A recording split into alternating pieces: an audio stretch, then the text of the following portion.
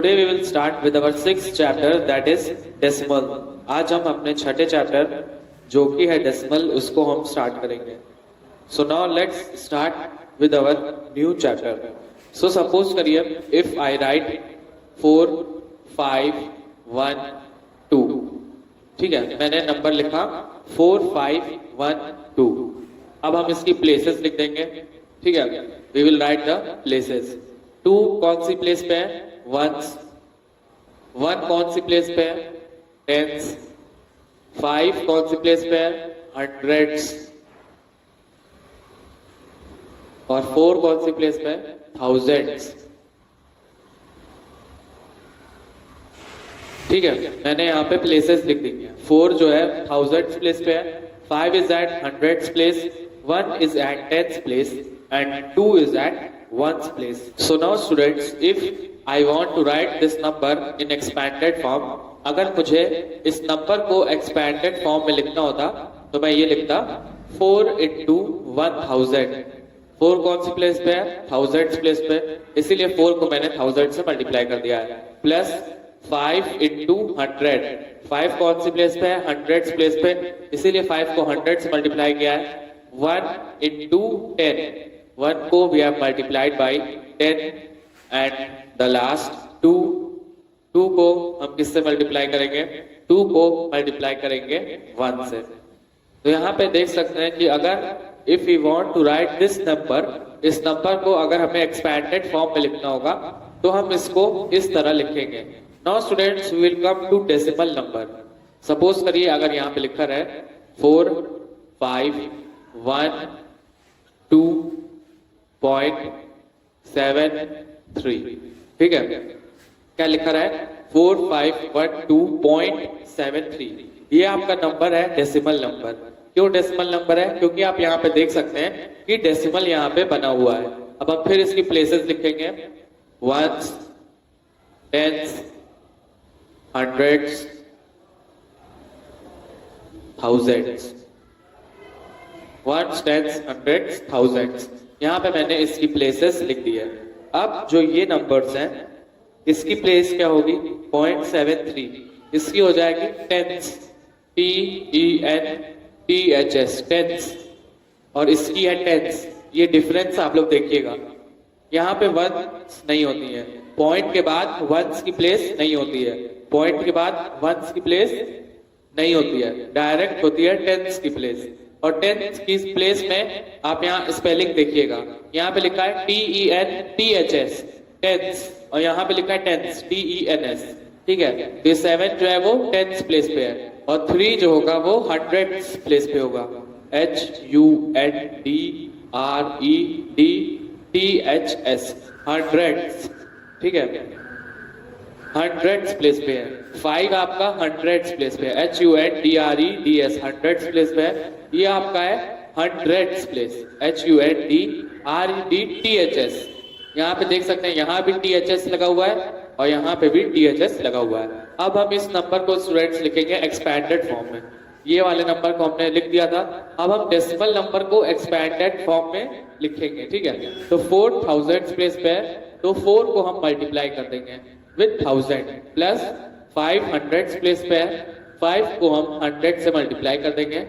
ये 4 है, ये 5 है. प्लस करेंगे 1 टेंथ प्लेस पे, 1 को हम मल्टीप्लाई करेंगे with 10. Plus 2 is at ones place, so we will multiply by 1. ठीक है, अब हम आएंगे डेसिमल पे. इसमें आएंगे डेसिमल पे, तो यहाँ पे हम प्लस का साइन पुट कर देंगे. और जो डेसिमल वाले नंबर्स होते हैं उसको हम लिख देते हैं अपॉन 10. इसको हम क्या लिखेंगे? 7 टेंस लिखा है, TENTHS, 7 टेंस. इसको हम लिखेंगे 7 अपॉन 10. प्लस 3 हंड्रेड्स, इसको हम लिख देंगे 3 अपॉन 100.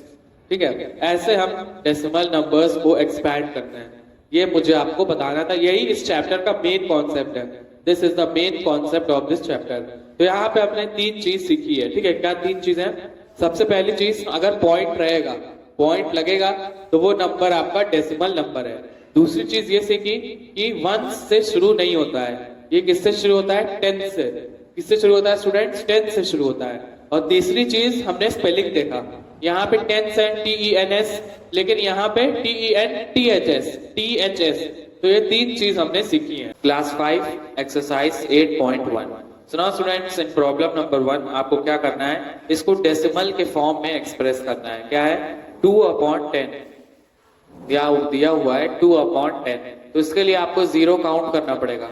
जितना जीरो रहेगा उससे एक डिजिट पहले पॉइंट लगाना है। तो यहाँ पे एक जीरो है तो एक डिजिट पहले आपको पॉइंट लगाना होगा, तो ये हो जाएगा 0.2। फिर नेक्स्ट देखिए प्रॉब्लम नंबर 1 पार्ट 6।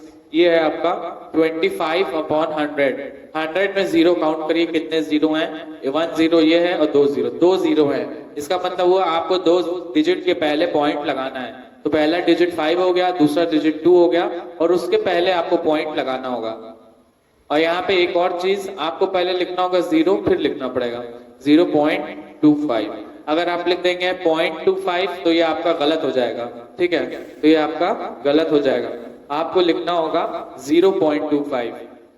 और यहाँ पे देखिए 2 जीरो हैं तो मैंने 2 डिजिट काउंट की, पहली 5 हो गई, दूसरी 2 हो गई और उसी के पहले पॉइंट मैंने यहाँ पे प्लेस कर दिया। अब देखिए 11th में कितना है, 327/1000। यहाँ पे जीरो काउंट करिए, 10 20 30, 3 जीरो है। इसका मतलब 3 डिजिट के पहले आपको पॉइंट पुट करनी होगी। तो 1 2 3.327 और उससे पहले यहाँ पे आपको जीरो लगाना जरूरी है। तो ये हो जाएगा 0.327। अब नेक्स्ट आइए प्रॉब्लम नंबर 2 में। प्रॉब्लम नंबर 2 में आपको क्या करना है कि डेसिमल फॉर्म को एक्सप्रेस करना है फ्रैक्शनल फॉर्म में। तो यहाँ पे देखिए क्या दिया हुआ है, 0.3। हमको डिजिट काउंट करना है कि पॉइंट के बाद कितनी डिजिट है। तो पॉइंट के बाद एक डिजिट है। और दूसरी चीज ये है कि पहले यहाँ पे हम लिख देंगे 0.3, उसके बाद उसके नीचे हम 1 से 1 लिख देंगे। ये हम जानते हैं कि किसी भी नंबर के नीचे अगर 1 लिखा रहे तो उसकी वैल्यू पे कोई असर नहीं होता है। अगर मैं लिख दूं 2 और इसके नीचे 1 लगा दूं तो इस पे कोई फर्क पड़ेगा नहीं, कोई भी फर्क इस पे नहीं पड़ेगा। अगर मैं लिख दूं 3 के नीचे अगर मैं 1 लगा दूं तो इस पे कोई फर्क नहीं पड़ेगा, ठीक है, और ये फ्रैक्शनल फॉर्म में भी चेंज हो जाएगा।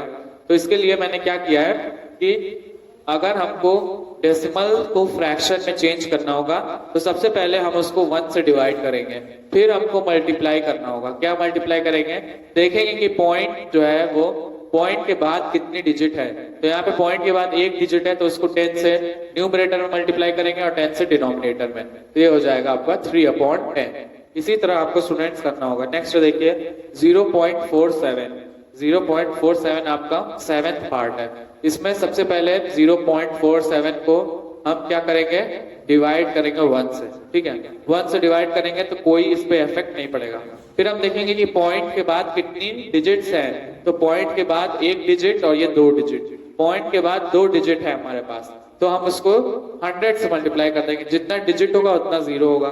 यहाँ पे 2 डिजिट है तो मैंने 2 जीरो से मल्टीप्लाई कर दिया है। ऊपर न्यूमरेटर में भी किया है तो हमको डिनोमिनेटर में भी मल्टीप्लाई करना पड़ेगा।